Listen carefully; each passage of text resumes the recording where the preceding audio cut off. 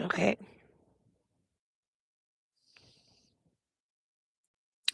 So I got interrupted earlier when we were talking about the pretrial. We were going over the evidence and everything. So we're going to start back there, going over the evidence. Now, what the prosecutors say that the evidence shows. DNA was recovered from the alleged murder weapon and related items and was presented and so it was presented and it links Robinson to the rifle used in the shooting. Now, the defense argues that the DNA evidence is not definitive, and they also question the testing methods and conclusions. The surveillance videos that the prosecutors brought, they say it allegedly shows Robinson near Utah Valley University before the shooting, and it includes footage that the prosecution say places him near the alleged firing position. And a zoomed and enhanced version of one video was shown in court, but the defense argued that the enhanced video that could mislead viewers because it had been enlarged and enhanced. The ballistics evidence is the firearms experts testified that evidence from the scene was consistent with the recovered rifle being used in the shooting, but defense experts questioned whether a bullet fragment could be conclusively matched to that rifle. I am pretty sure it can. I don't think they're going to have any issues with that.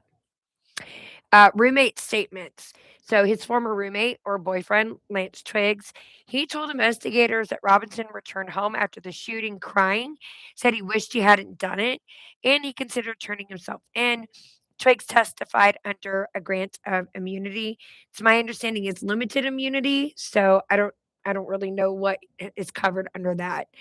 However, the defense does challenge the credibility and reliability of his statements and opposed releasing the recorded interview publicly. I know some of it was shown publicly, but I know some of it was also redacted. The digital messages that the prosecution introduced were from Discord, text messages, the handwritten writings, and they argue this demonstrates planning for the attack and admission afterward. But his defense attorneys said that the messages are open to interpretation and also question whether they prove intent. But we know one of the text messages says, "Did you do it?" And he said, "Yes, I did," after reading the note that was left behind that he was going to do that. There were also the engraved bullets where witnesses testified that Robinson had discussed engraving bullets before the shooting, and investigators later found engraved casings near the crime scene, which prosecutors argued connected Robinson to the attack. Now, the defense disputed whether this evidence directly tied Robinson to the shooting itself. In the interview, part of the interview that was released of Lance Twiggs, he did talk about Robinson wanting to engrave bullets. He asked for a Dremel tool to do so. Lance Twiggs told him where to get the Dremel tool, told him to be careful while he was engraving bullets. Apparently, this was something that Robinson claimed he was doing because they were going to be going on a hunting trip, him and his family. Now, the crime scene evidence, it described an elevated firing position, physical evidence at the location, and recovery of the rifle after the shooting, which prosecution argued fit their reconstruction of the crime. But the defense questioned whether the physical evidence established Robinson as the shooter beyond speculation. So the defense's overall position, they argued that the forensic evidence is less conclusive than prosecutors claim, that the DNA and ballistics have important limitations. The enhanced surveillance videos may overstate what can actually be seen. The roommate's testimony should be viewed cautiously because he received immunity. And also, the digital communications do not necessarily establish criminal intent.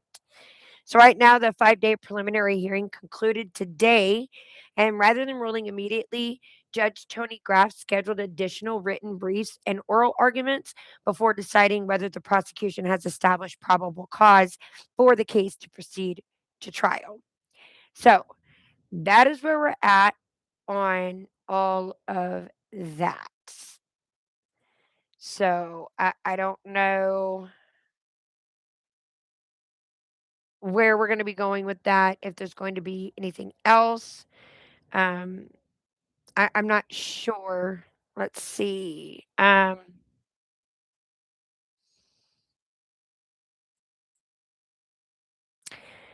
Second,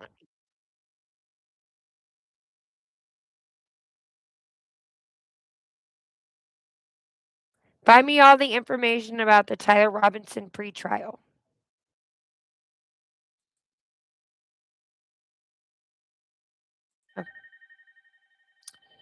All right, guys, I gotta go. I gotta go to work. Thank you for calling Merchant Services. My name is